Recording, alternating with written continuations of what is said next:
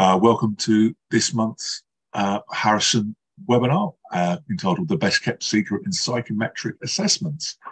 For those that don't know me, my name is Nigel Gracie. For the last 20 years, I've worked in learning and development and HR solutions of one sort or other.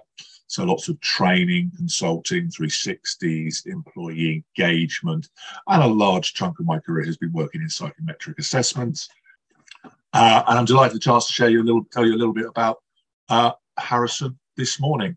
So I think I'm only going to aim to talk probably about 15, 20 minutes. If there's any questions after that, then there'll be opportunity, but feel free to pop them in the chat as we're going along if something that occurs to you, and I will be looking at the side of my eye at the chat questions.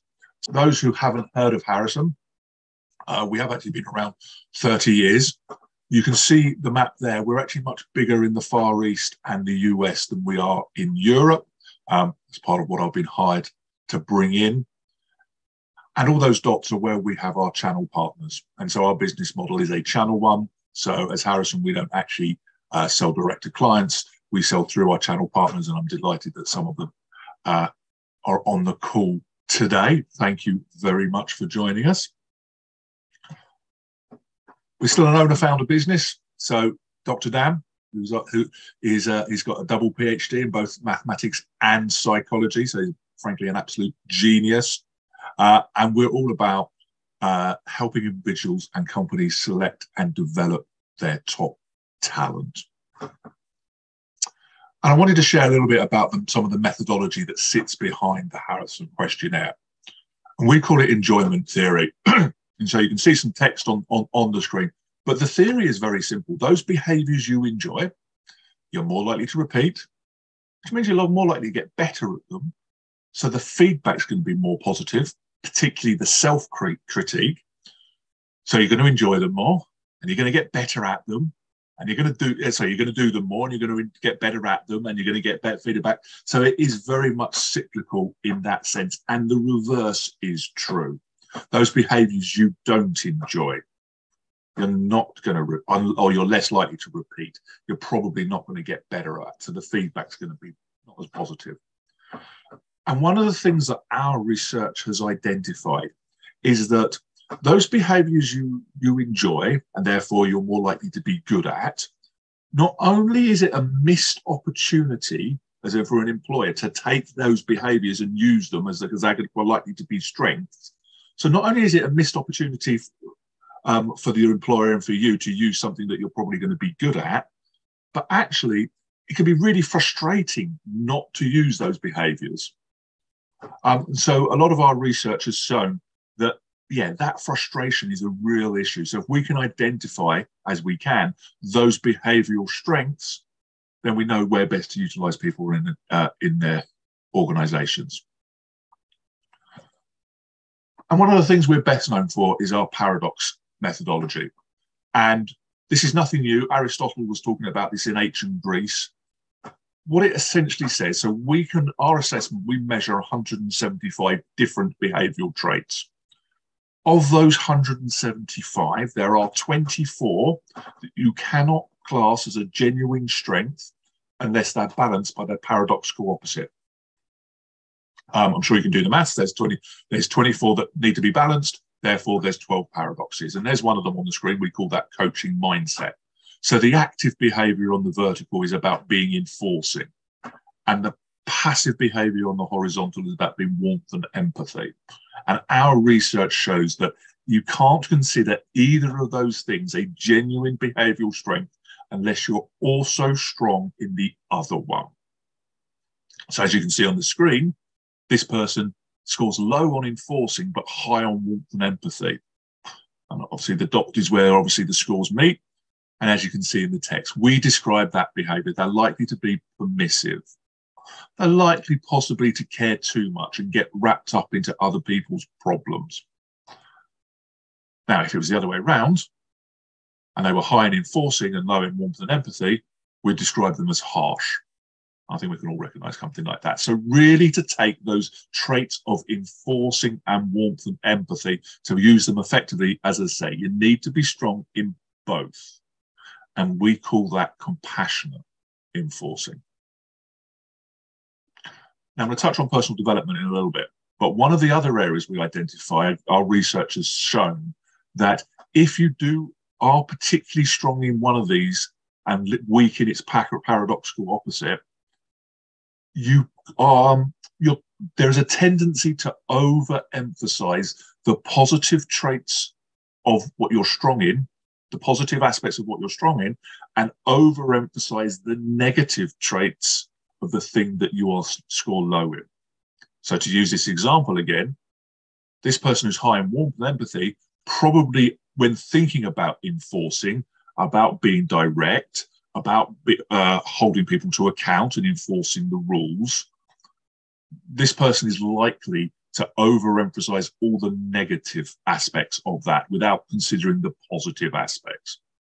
So when it comes to development, quite frankly, it doesn't matter how good your training courses, the material, the facilitator, the technology, if you're using e-learning or whatever method you are, if you're trying to train this person to become more enforcing, before you do any of that, you need to address the fact that this person actually can't see or is unlikely to see the benefits of becoming more enforcing.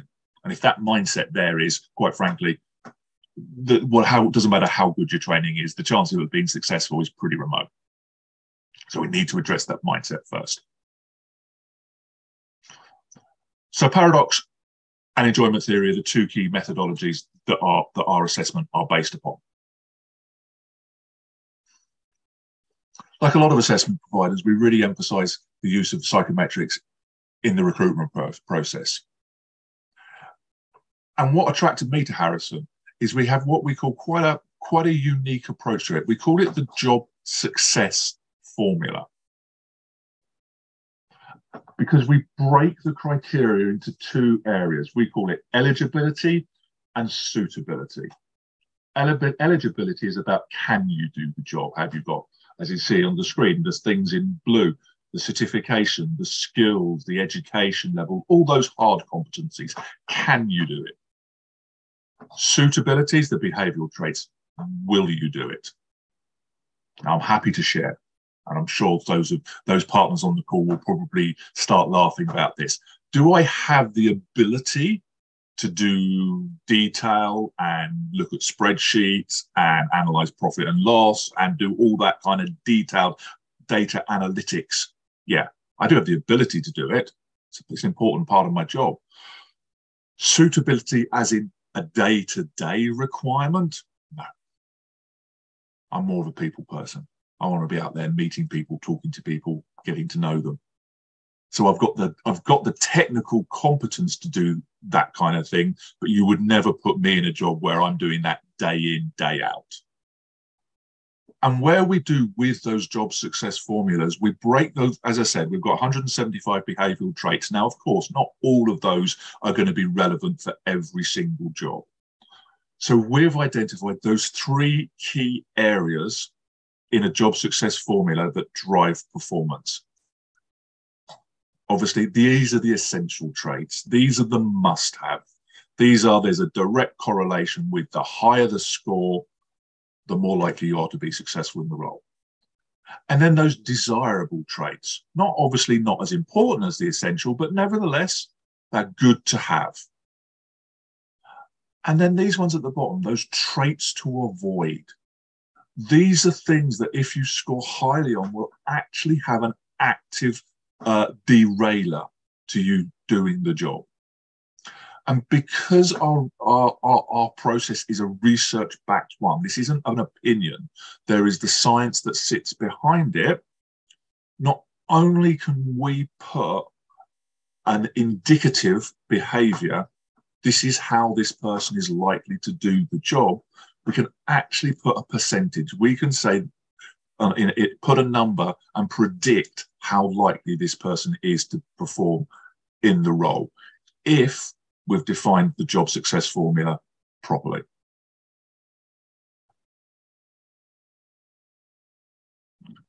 Another area that we're very passionate about is employee engagement. And you may have seen some of the posts, if you followed Dr. Harrison on LinkedIn or on another social media channel. He put some pretty provocative posts out about everything you think you know about employee engagement is wrong, which is pretty punchy, but I like it. And one of the key arguments that we would make is over the 20 odd years that employee engagement, certainly in the UK, has been a hot topic, levels have certainly not gone up. If anything, they've gone down, but they certainly have stagnated, despite thousands of employee surveys being completed. And our position is it's because they're anonymous. They don't work. The information is too generalized. Our approach to engagement is it's got to be specific to the individual. The devil is in the detail. Now, Paul Lillywhite there, who's joining us today, who I worked with in a previous life, we've both sold anonymous engagement surveys. And the problem is, one of the things that often comes out is communication. The company does not communicate well to us, or we want more communication. But communication for Nigel and communication for Gorgon, communication for Joe is going to be different. We all like to be communicated to in different ways, and it needs to be specific to me, which an anonymous survey cannot get. It is far, far too generalized. It can give you that snapshot overview, but on a day-to-day leadership management process, if you're running a team, these are the things that are important to these people, and this is how fulfilled they are in these specific areas. And if they're not fulfilled, these are the conversations that you as the leader need to be having with your team. You can't get that from an anonymous survey. And how we present that data, we've got a dashboard approach to the data. You know, the stuff up here, this is the stuff at the top of the screen. That's the overview. That's the snapshot. That's the idea of what the company is at the moment. But all these things at the bottom, if you can see them, I don't know, obviously it depends on how big your screen is. These are the individuals. These are the specific people. And we can say, these are the different key engagement areas, and this is how fulfilled this specific person is. We try and keep it simple. We use a traffic light system. Green, everything's good. Yellow, there may be some need for some conversation, but red, you need to be doing something right now, because this person is not fulfilled in whichever area it is, and they have ranked that area as something that's important to them. That's just in Paul's comment about, trust is a big issue. If you can't trust, if there's a culture where people can't trust to express their frustrations or their issues or what's going on, then absolutely.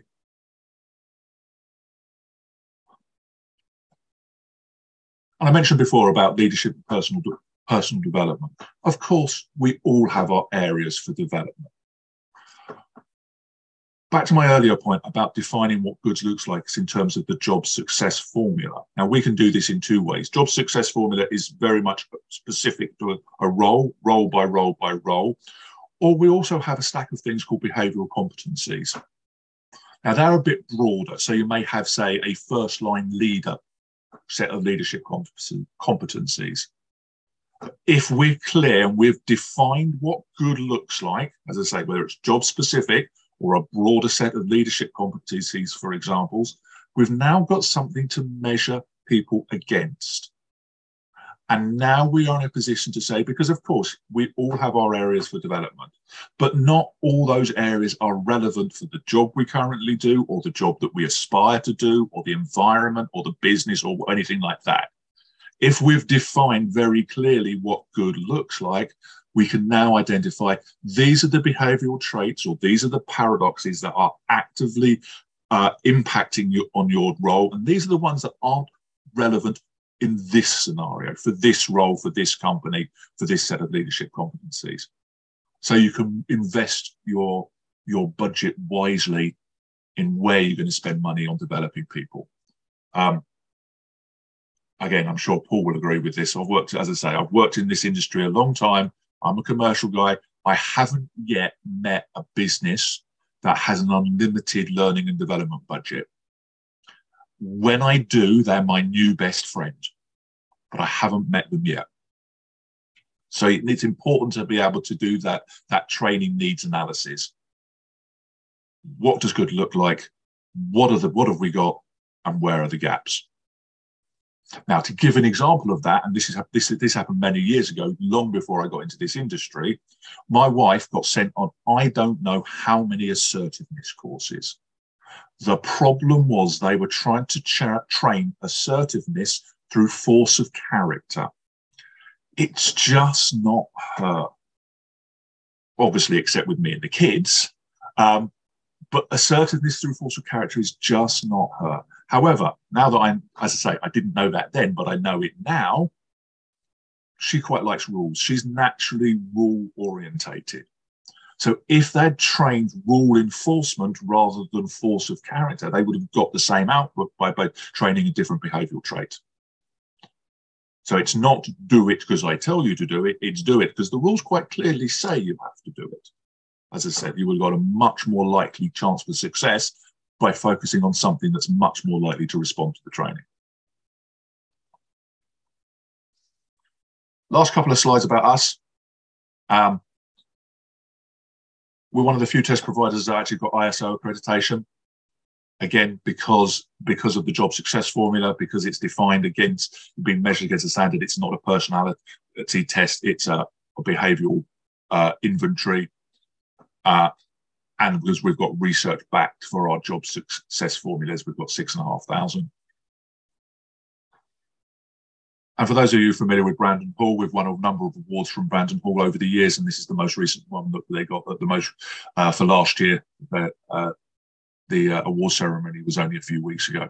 But like I say, we're very proud of our awards. That's my last slide. So thank you for your attention. I'm going to stop sharing my screen. I'm going to pop in. Yeah, that has worked in the chat function. So our next webinar is on the 6th of April. It's going to be talking actually about behavioural competencies, and which I mentioned earlier. So there's a link to the Zoom webinar registration if you are interested. And please, if you've got any questions now, feel free to pop them in the chat or unmute yourself. Yes, Lynn. Can you just unmute and just expand specific? I think I know. I just want to make sure I'm answering. I think I know what you're asking, but I want to make sure I'm asking the right question. Sorry for my spelling. Just so how you operate. So you talked about sort of being a partnership. So if someone wants to come on board and take, want to become a partner for Harrison, can you talk a little bit through that, what that looks like? Yeah. So like I said, so we operate a channel business model. So I look after Europe and Africa. I've got about 200 partners. We essentially have three types of partners. There's some nuances, but essentially there's three types. There are people who they get certified in our tool and they use the tool as part of their wider service. So that could be for coaching, and we're business partners with the International Coaching Federation. It could be for training, learning and development. It could be for recruitment, but essentially you get certified and then effectively you buy the assessments from us and then sell them on as part of a wider service. That's partner type number one. Partner type number two does that. They also want to have the option, where appropriate, to actually sell our platform directly to their customer. So they actually sell the platform. Now it's still their customer and they still look after that, and they account manage it, but then their customer actually runs our system themselves with the partner support. And the third type does part of what 1 and 2 does, but also wants to build up their own partner network. So it's a bit pyramid-y. They effectively can sign up other partners. And what a lot of partners do is they start at level 1. They get certified, they use it as part of their service, and And then if there's opportunities, or they decide that they can see benefits in going down one of the other two routes, we kind of have that conversation when the time comes. That's brilliant, thank you. And I would be really interested in number one. So can you expand on that? What does that involve? Training, cost? Are you able to share that information with us? I won't share it on the call, but happy now. I understand Joe invited you, so if you want to connect myself and Liam offline, and we can have that conversation. I've mentioned Lynn to Pat already as well. So great. Okay. Well, I didn't want to jump straight, but great. So so Pat is that level 3. We call it managing partner who signs up other partners. Great. So Pat, in that case, as you've already been connected to Pat, Pat's the person to have that conversation. Right. Okay. Thank you. Thanks, Joe. Right. No problem. So thanks for joining us today. If anyone else has got any other questions, please. I think, look, I'm just looking around. There's a few partners left on, but there's a few. If you are interested, and you're more than welcome to have a complimentary on me, just message me through LinkedIn is probably the easiest way. I am the only Nigel Gracie that I'm aware of on LinkedIn. But yeah, if we're not already connected, please do so. I'm happy to do. If someone wants to try it out, happy to give you a complimentary. There is one condition that comes with the complimentary. We have to do a proper feedback debrief session. We cannot just get you to complete it and send you a report by email saying, have a read, and if you've got any questions, come back to me. That's not best practice in psychometrics generally, but also our tool is pretty sophisticated, and it just doesn't work in the sense of, you can just have a read. Context interpretation is everything when it comes to these sort of tools.